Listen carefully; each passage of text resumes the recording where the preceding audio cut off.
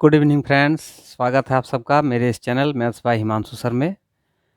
दोस्तों, मैं आज आप सबके लिए लाया हूँ बट्टा यानी कि छूट से संबंधित एक ट्रिक जो तीन क्रमागत छूट के लिए एक एकल छूट पर लागू होता है। जैसे कि आपको कोई प्रश्न पर दिया हुआ है कि लगातार 3 छूट दिया हुआ है, उसके समतुल्य एक छूट के बारे में पूछ रहा है कि एक छूट उसका समतुल्य क्या होगा। आज मैं इसी पर जो है आप लोगों को एक ट्रिक बताऊंगा। वो ट्रिक आप लोगों के लिए बहुत ही कारगर होगा। जो आपके प्रतियोगिता परीक्षा में अक्सर इस तरह के प्रश्न पूछे जाते हैं, उस प्रश्न को आपको हल करने में बहुत ही आसानी होगा। इस ट्रिक को आप लोग अच्छा से समझिए और देखिए किस तरह से इसको हल किया जाता है। ठीक है,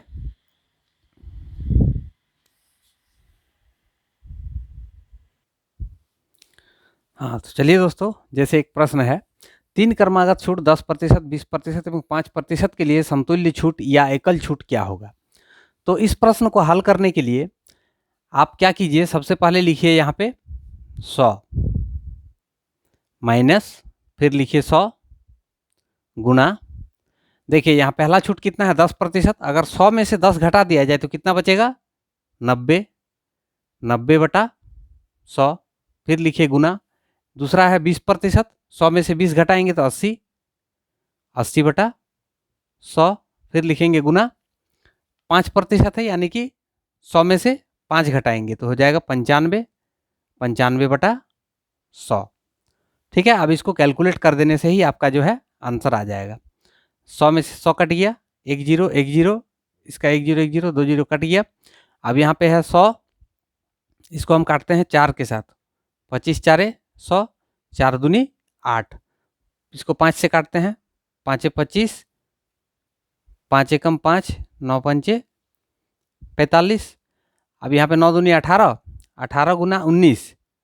यहाँ पे है हम लोग का 100 माइनस, यहाँ पे हो गया कितना 18 गुना 19, और नीचे में हम लोग का बचा है 5। इसको हम गुना 2 कर देते हैं तो यहाँ भी गुना 2 हो जाएगा। अब इसको गुना करने पर हम लोग को प्राप्त होगा कितना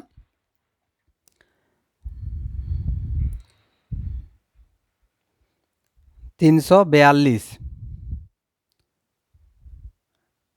ये दोनों को गुना करने से प्राप्त होगा 342, गुना है 2, नीचे में है 10। अगर इसको गुना करते हैं तो हो जाएगा 684 बटे 10। 10 के साथ इसको अगर भागा दे दें तो यहाँ पे हो जाएगा 6.84। ठीक है, अब ये 6.84 ये 100 के साथ नहीं, यहाँ पे एक थोड़ा सा गलती हो रहा है। यहाँ पे लिखिए 100 माइनस, देखिए यहाँ पे कितना आया है, यहाँ पे आ जाएगा 68.4। अब इसको घटा देना है तो हो जाएगा 31.6%।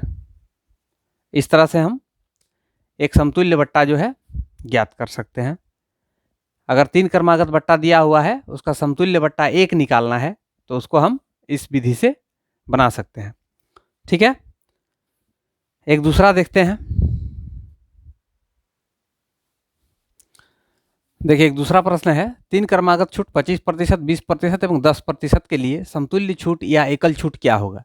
इसको हम लोग फिर उसी तरह से लिखते हैं 100 माइनस 100 गुना।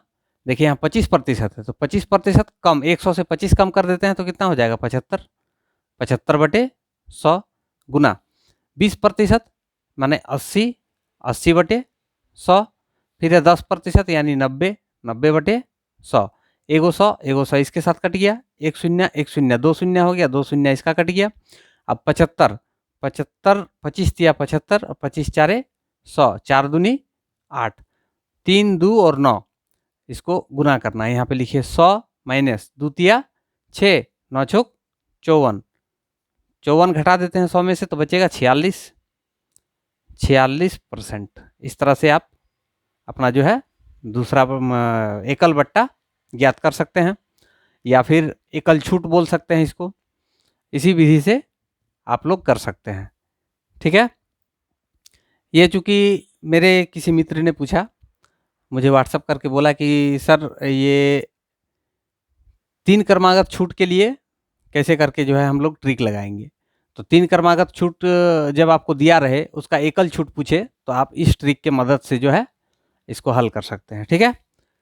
इस प्रकार से आप लोग इस प्रश्न को बनाइएगा। देखते हैं आगे और कुछ प्रश्न है।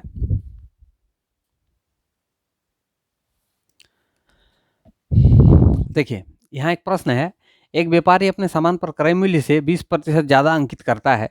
यदि वह 5% की छूट देता है तो अंतिम लाभ का प्रतिशत कितना होगा। इसमें हम लोग क्या करते हैं, इसका सीपी जो है यानी कि क्रय मूल्य, वो हम लोग 100 मान लेते हैं। तो इस प्रकार से एमआरपी कितना हो जाएगा, एमआरपी हो जाएगा आपका, देखिए यहाँ बोल रहा है 20% ज़्यादा अंकित करता है क्रय मूल्य से, यानी कि 100 में यदि 20% ज़्यादा कर देते हैं तो 120 हो जाता है। 120 रुपया एमआरपी हो गया। अब कह रहा है कि 5% का वो छूट देता है। किस में छूट देता है, 120 में।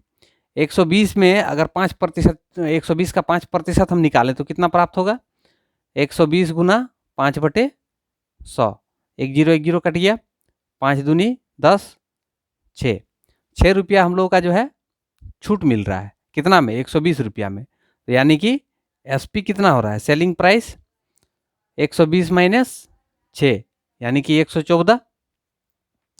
तो आप देखिए यहाँ 100 रुपया से ये 114 कितना ज़्यादा है, 14 ज़्यादा है। तो यही हो जाएगा आपका आंसर, 14% उसको लाभ होता है।